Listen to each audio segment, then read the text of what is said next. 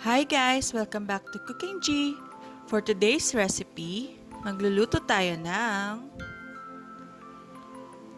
TOKWA'T Baboy in oyster sauce. For our ingredients, here is the list.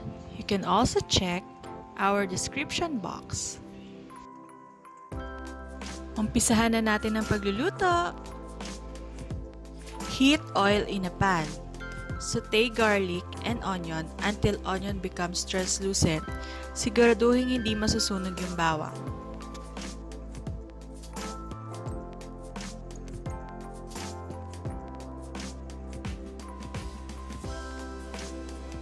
Add pork, then saute until color turns light brown.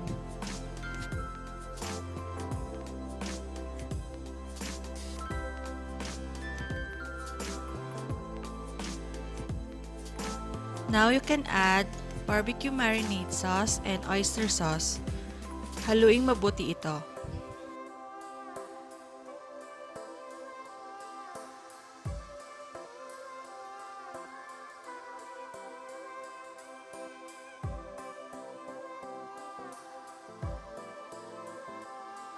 Add half cup of water or hanggang makover lang yung pork.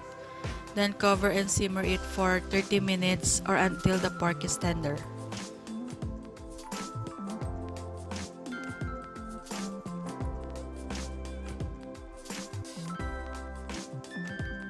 Kapag malambot na yung pork, uncover it and simmer it for a while until the sauce thickens.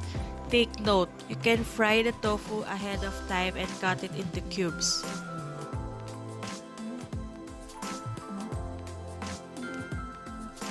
Kapag nagtiken na yung sauce, pwede na nating ilagay yung fried tofu and mix it well. Adjust the taste by adding salt and pepper. For the final touch, you can sprinkle it with spring onion.